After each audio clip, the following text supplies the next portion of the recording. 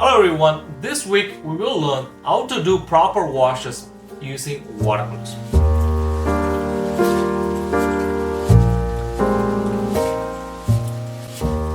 Welcome to my home studio where I share my passion for watercolor paintings. My name is Dinesh. Today we will learn how to do washes properly in watercolor.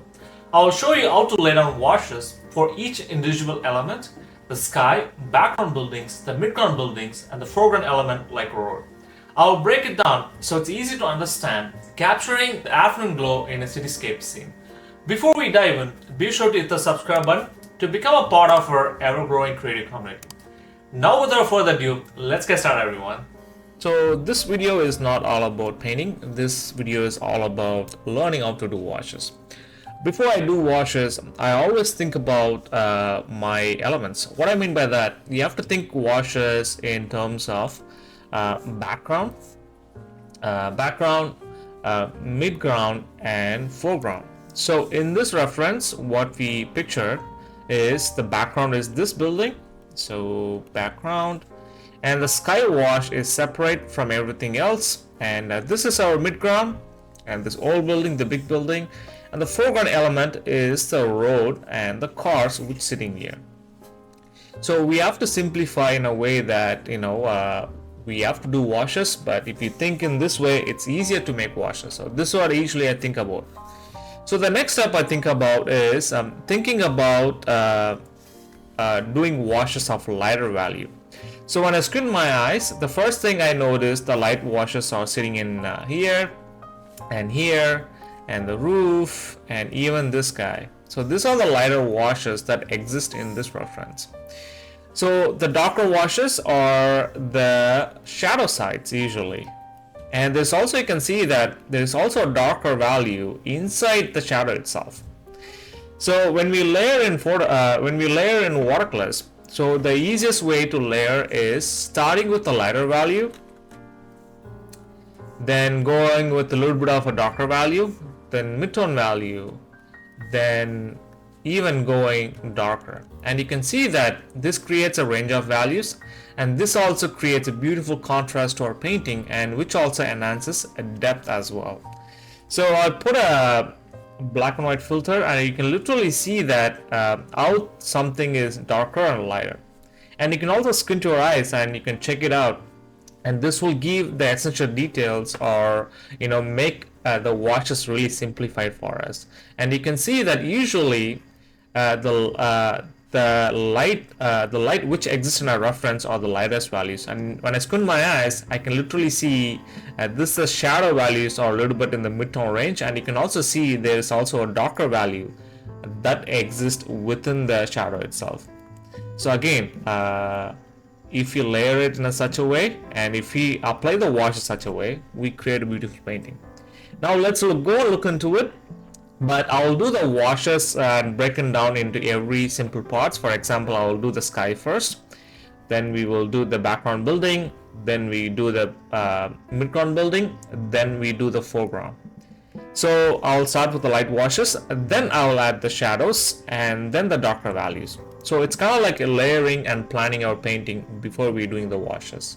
And if you follow the step, it will make your life easier to apply washes in watercolors. As far as the supply goes, I'm using Bowang Watercolor cold press paper 300 GSM. And for the watercolor paints, I'm using Winsor Newton professional grade watercolor paints. And you can use any watercolor paper and paints you want, but make sure it's 300 GSM. So I usually start with the sky usually, and the sky is super simple in our reference. It's just using Cerulean Blue and just filling the shape and making sure leaving the midground building and the background building alone. Now let's do the background building wash, and you can see that it's kind of like a warmish tone, and I'm using a lot of yellow ochre and amber in it. Again, when I'm painting the background, I usually keep it simple. I don't try to overdo it, and I'm trying to finish the wash, and I also made a little bit darker at the bottom as well. Now putting some this blue windows, which is right there. It's kind of like a midtone value, and I wanted to bleed and go everywhere. Now let's focus on the midground building, and for the midground building you can see that there's this brick color. Even though it looked a little bit bluish, I'm just going to create a lot of warmth. So I'll be using a lot of reds and yellow ochre and a lot of cadmium red, and I'm also using burnt sienna here and there because I don't want this wash to be of the exact same color. So I want to have a little bit of variation as well. And you can see that while I'm doing it, I'm making sure to leave some white bits and framing our car, as well as you can see that I put some little bit of blues for the umbrella or the canopy, which is at the bottom of this building. So it's the same thing on the other side as well. And you can also see that I left some bits for the windows and all of the things because I want to have a different washes there.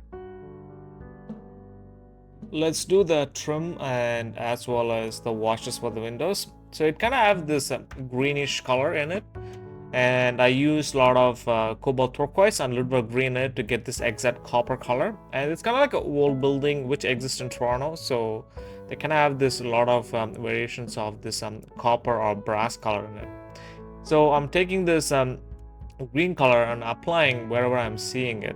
And you can also see that I also combined it with my there's also kind of like a windows at the top, and I also combined it and I made sure that I also leaving some white bits for the roof as well. And I'm also doing the washes for the roof on the top because I want to blend the top part with the bottom part as well.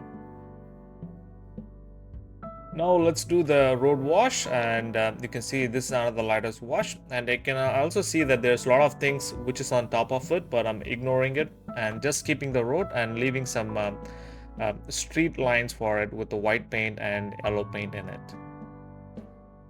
Now we successfully finished our first wash. Now I'll start with the background building, and the background building I'm adding the next darker value. You could start with the mid-tone value to bring back the eyelets or the details for the windows within itself, and you can see that I'm adding the next darker value within the windows just to try to enhance the look of lighting and shadows within that windows.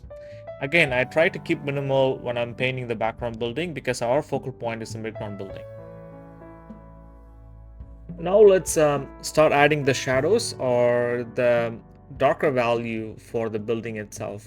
But you'll be surprised once you apply the wash for the light and start adding the shadows, and you can see that the three-dimensional things start appearing on our scene. So what I mean by that, as soon as we finish this wash, and you will see this building transform into a three-dimensional structure already. And again, you can see that when I'm doing this washes, I'm also trying to mix different colors here and there, but it's really subtle. But I'm doing it, and I'm just focusing on the left hand side of the light. And you can see that at the bottom there is a little bit of this light color in it, and I also try to put it on it just to have a little bit of color variation. And there's also this sign which is at the bottom. It's kind of like the yellow sign or the entrance, so I also added that as well. And it looks a little bit lighter, and I'll just add it eventually. And I'm also using wet on wet technique because that gives a really nice blurry shadows in the shadow side. In reality, when you go outside, when you squint your eyes, usually the shadow sides looks blurry with the darker values in it. And you can see that I'm taking this shadows all the way on the right hand side as well. And you can see that once we add the shadow on the left hand side, and you can see that this transformation on the building itself creates a really nice contrast just by having another value of a mid-tone shadow and a darker value within it. And I'm trying to make sure to capture this shadow as close as possible. And I also don't paint things as it is. I try to change a lot of things in my painting just to try to enhance the composition and try to tell my story in a really nice way and show a really nice painting. And I forgot this strip to add this blue color on the top of it. I'm just trying to add that just to do the first wash of it.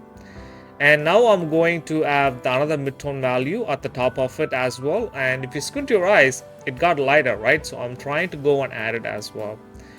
The one more thing I noticed that when I squint my eyes, when I see the reference and my washes, and this wash looks a little bit weak. So what I mean by weak is it looked lighter. because on the shadow side things gets a little bit lighter based on the value of the base color, but that white the white structure within the shadow side looked really weak. So I tried to capture that, and as soon as I added it, I'm happy with it, and then I moved on to the canopies, which is at the bottom as well. There's kind of like this purple thing which is there, and again the value is lacking on that canopy as well, and I'll go and fix it later. Now let's do the car wash, and I'll try to keep it minimal. At the end of the day it should look like a car, and I'll try to capture the shape as fast as I can.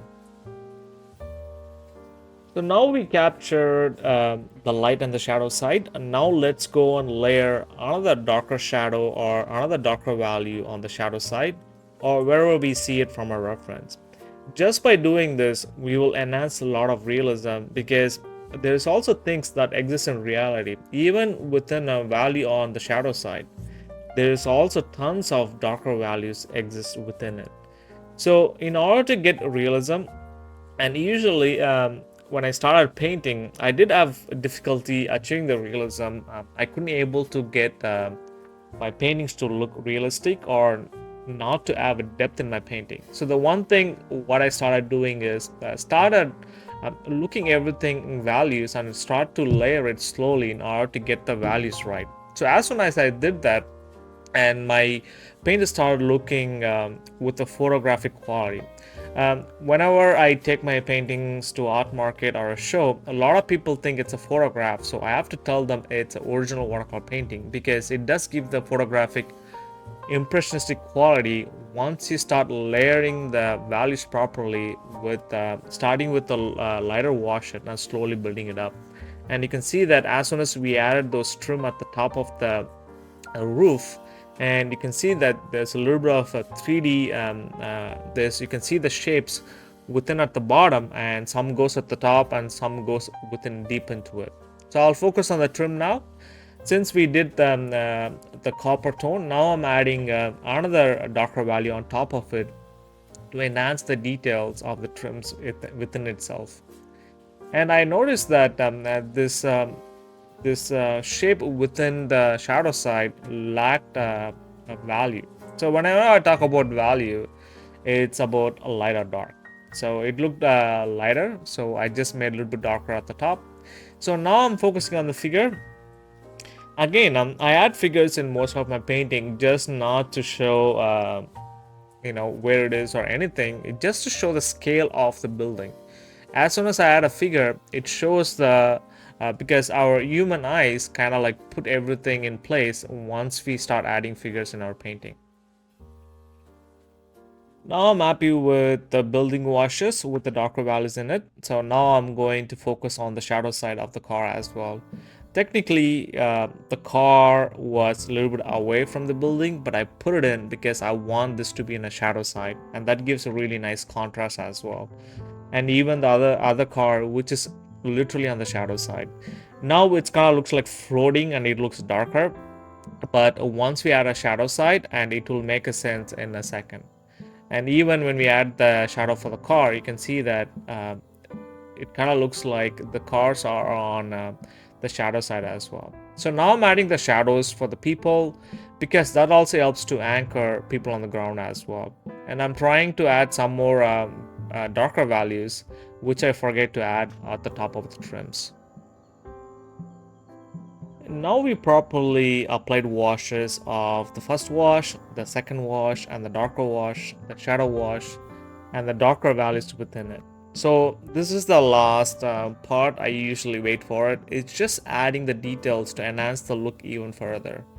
So this is kind of like the tertiary details, but again, these are the things which we shouldn't force. I wouldn't force when I'm painting it, because this step comes later. Once we apply a wash properly from the lightest to the darkest, and everything will fall in place, and we can add these details to enhance the look even further. So this is kind of like icing in the cake. I usually try to not to overdo it, because I try to keep it simple, just to capture the essence from our scene in our reference. And this is how the final painting looks like when the tapes are removed. So it gives a really nice crisp edges for the borders of our painting. And again, hope you learned how to do proper washes from start to finish. And keep in mind that you always starts with a light wash and plan your washes, and it gets easier and become intuitive the more you do it. Thank you once again for watching this painting tutorial. Please feel free to share your thoughts on the video in the comment section below. If you have any other watercolor related topics you would like me to cover, reach out to me at watercolorimpressions@gmail.com or leave a comment down below. Don't forget to give this video a thumbs up and be sure to hit the subscribe button to become a part of our ever-growing learning community. By subscribing, you'll receive weekly upload notifications and stay updated on our channel, and share with your fellow artists, friends and family. And good luck with your painting, folks.